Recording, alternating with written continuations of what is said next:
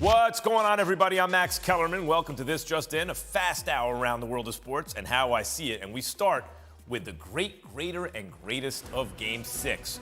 Great, Draymond Green. It was about time. Draymond saved his best performance for the closeout game on the road against the best defensive team in the league. I'm so glad that he could have a game like that to hang his hat on in these finals. I'm glad this wasn't the, oh man, Draymond did, had a terrible finals. No, he was really, really good last night. Greater. I know a lot of people would go to Andrew Wiggins, who played the defense on Tatum, and throughout. I'm going to Steve Kerr. And this is more a cumulative award for, his work throughout. Steve Kerr, 5-time champion as a player, 4-time champion as a coach.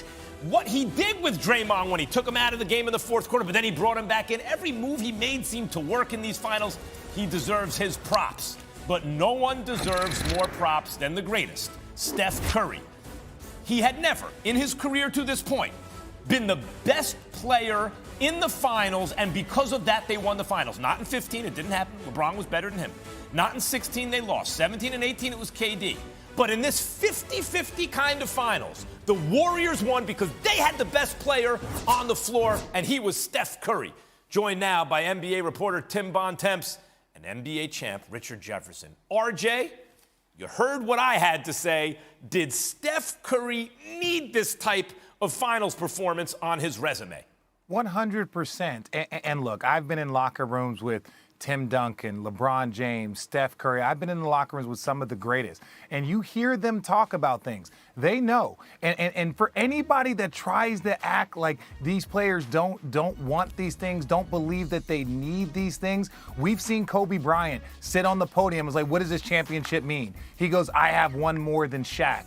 That right there lets you know what these things mean to him. And when Steph Curry, from his belly, from his soul, said, what are they going to say now? What are they going to say now? It's because he knew how important this was. That emotion that you saw from him was that I believe I'm one of the greats, and I have to go remove all doubt. And the last bit of doubt was, could he be the best player on a championship team? And he did it in spectacular form. I think a lot of ballers, RJ, a lot of players don't like when media guys like me frame the question that way. Oh, you're framing the narrative because they think it's like, what if there's a negative outcome? They're setting them up to fail. And it's true, sometimes there is a negative outcome, and you pointed out, well, that guy's not a top. But it's not like you're rooting for the negative outcome, Tim. What if there's a positive outcome? Right. Look what he just did. When Steph says, what do they have to say to now? Not a damn thing, Steph. You did the thing. What does this mean for his legacy, Tim? That's what it means. It means that all the doubters, all the naysayers, they don't have anything else to say, right? Everybody said he hadn't won a Finals MVP. He's won a Finals MVP. People said that they had lucky breaks in 2015. They had KD in 2017 and 18. As you said, this was a 50-50 series. I thought Boston was going to win. A lot of people thought Boston were going to win. And ultimately, Stephen Curry was the reason why Golden State won. And I thought, you see the emotion he's showing here with his dad? I was watching him in the arena last night.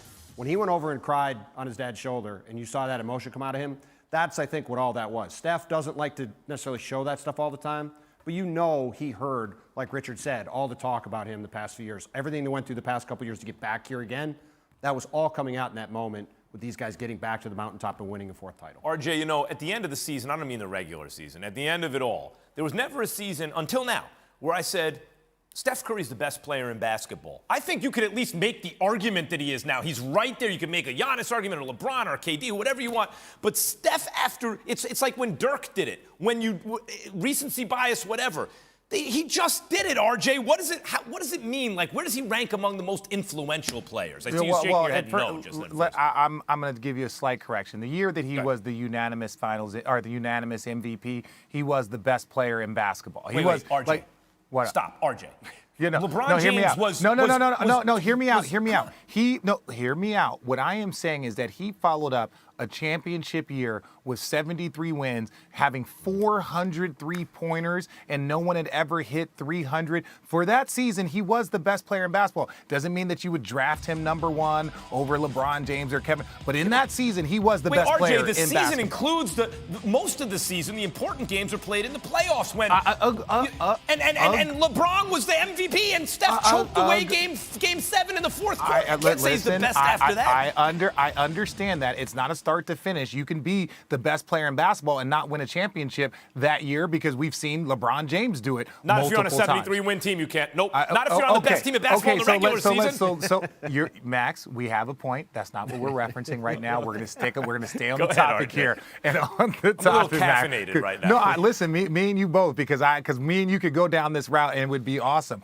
But I just think for him, when you look at what he's able to do and how he's playing, when you start listing him on the levels with the greats, he belongs there. He belonged there before this, but they know that. These guys know that. Tim Duncan wanted to get 5. Kobe wanted to get 6. These things, they're counting these things. I've seen MJ give interviews early on in his career when he was, Magic has 5 championships. Yeah, but he never won 3 in a row. And then when he won 6, that was to make sure he had more than Magic's 5. Like, there is a competitiveness amongst the greats. And for anybody that doesn't believe Steph, he says he's the petty king because he chronicles all this information. That's why the most intense words were, what are they going to say now? Because he has removed all doubt, and there is nothing left to say other than he belongs amongst the list of the greats. Right, because Tim, unlike in 2016, at the end of the season, he was still standing. All right, look, Tim, when we talk about influential players. Oh, look at this guy. That's right. I was there for that. I remember the celebration. When you talk about influential players in the history of the NBA, you think about Kareem. Oh, you're not allowed to dunk anymore, right? Because you're changing with nothing we can do. Yep. Steph and Mark Jackson deserves credit even before Steve Kerr, because a lot of coaches would be like, wait, the three-point line's there. What are you doing way back there? Steph had a big imagination and changed the. Where is he among the most influential players ever? Oh, he has to be right at the top of the list, and maybe not at the very top, but he's in the conversation because of what he's done to the offensive revolution in the league, right? You look at that series last night, Kevon Looney, I thought, said something really interesting where he said, not only has Steph revolutionized the way that people play offense in terms of shooting threes, he's also revolutionized the way power forwards and centers have to be deployed on the court because you have to go out to the perimeter and guard him in ways you've never seen before.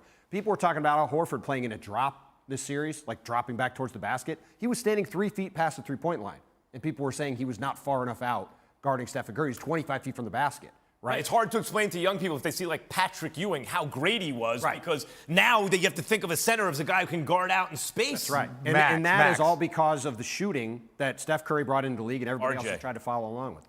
No, the last thing I want to say this, and I know we're going to sit here and talk about Steph, but we've seen what this team looked like without Klay Thompson.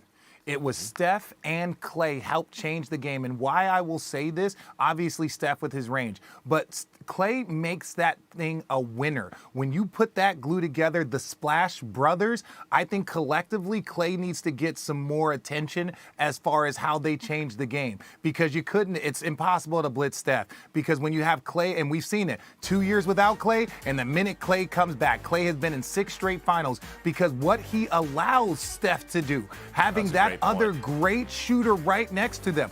The first team to win a championship, like being a predominantly three-point shooting team. We had never seen it in 2015. And he might be the greatest shooter of all time, but you also have to make an argument that he has one of the 5 best shooters in NBA history next to him. So the combination of those two changed the game. It wasn't just Steph. Steph is the guy. Steph is the greatest shooter we've ever seen. We can talk We're going to talk trios in a little while because Draymond allows them to play that way too. 5 out. No question, it works together as a unit. Jump shooting teams can't win, unless you have the 2 greatest shooters of all time and Steph together. Right. All right, RJ, real quick. What is Steph winning another title? This is already almost a day old, so we have to. What does it mean for Kevin Durant? Look, one thing that I've been fortunate enough to be around players, and I don't know Kevin Durant personally, I think these players don't have much of a rear view mirror. A lot of these guys are so focused on looking forward. If anything, this motivates Kevin Durant.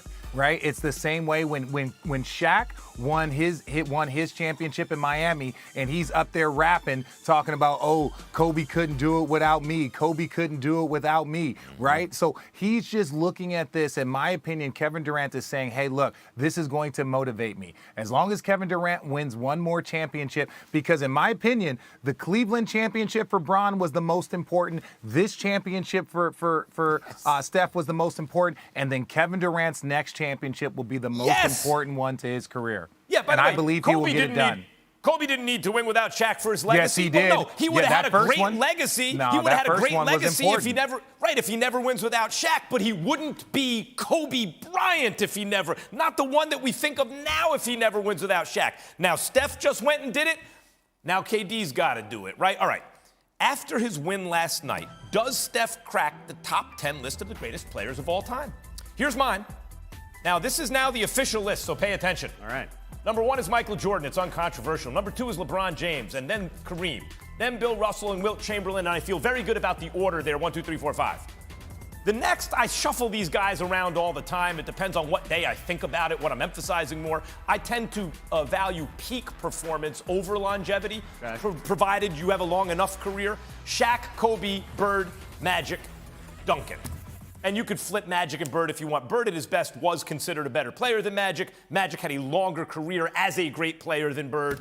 RJ, why are you confused? Why am I confused? I'm confused because, one, Tim Duncan, who is widely considered the greatest power forward of all time. You know, this guy, and I know you want to say longevity, but he had 15 All-NBA teams and 15 All-Defensive teams, won 5 championships and 3 NBA Finals MVPs, and has back-to-back Finals MVPs. I think he should be a little bit higher on that list, in my opinion. And then Magic Johnson. Duncan doesn't have back-to-back Finals MVPs. Or no, back-to-back MVP. Excuse me. Yeah. It's a back-to-back MVPs. And so when I look at what Tim Duncan has done and really just his legacy, he should be higher. And then Magic Johnson, in my opinion, should be a little bit higher on that list, given everything that he has accomplished in this league. When you talk about the 3 Finals MVPs, the 5 championships for Magic, obviously his performance early on in his career. Now, again, everyone has their own list. That's just mine. There's no your list. That is perfectly acceptable. But I think Tim Duncan should be above Kobe and should be above Shaq. Yeah, when someone wins a lot of championships with a guy, of course, they think they should. I'm with RJ. Unquestionably, Tim Duncan should be ahead of all four of those guys on that side of the list. I think he should be at least 6th. Wait, but at Tim Duncan was never really considered. There was no consensus ever that he was the best player in the league. Go back and look at the 2000 when this man had 20, 10, and 8 versus us in a game 6. For a moment, maybe, but moment, generally he was a the top rookie 3 of the year. Tim Duncan, like Steph. Tim Duncan was unquestionably better than Kobe Bryant. He should be ahead of Kobe Bryant. I strongly disagree. Kobe Bryant played in They Los both won Angeles. 5 championships. Tim Duncan played in San Antonio. That's why it's seen that way. But actually, Tim Duncan had a more stable situation with a more consistency around him, et cetera. Look, like Tim Duncan, you guys think that he was clearly the best player in the world. I think he was top 3 for many, many years.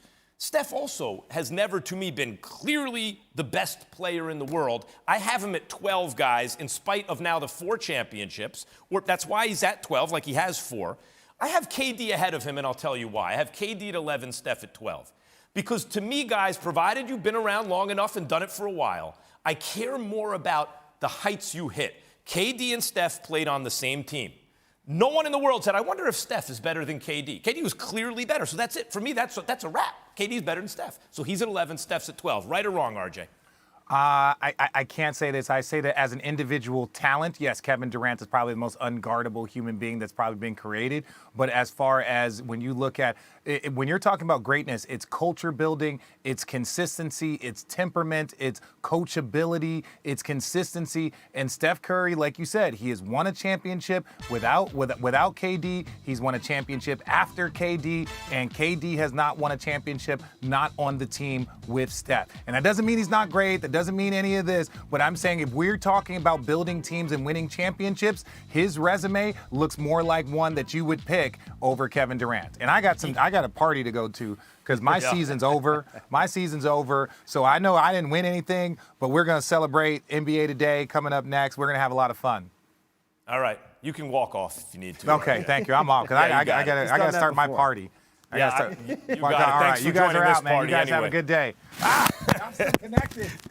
Thanks, RJ. And by the way, Tim, I think that is the best argument for Steph. It's not a one-on-one sport. It's a team game. And his effect on the culture of a team, the reason KD wanted to play in Golden State is because Steph is there. The reason they would, without Steph, none of this happens. That is the best argument to put him in the top 10 already. I think he will be in the top 10 eventually. Look, he's I 34. think Duncan's out of there, by the way. Well, listen, he's 34, and he's got a long way to go still, right? He just won Finals MVP. He's one of the top 5 players in the league. Yeah. There's a lot left for Steph Curry to go in his story. All right, we have a lot to do here. Jadeveon Clowney, by the way, says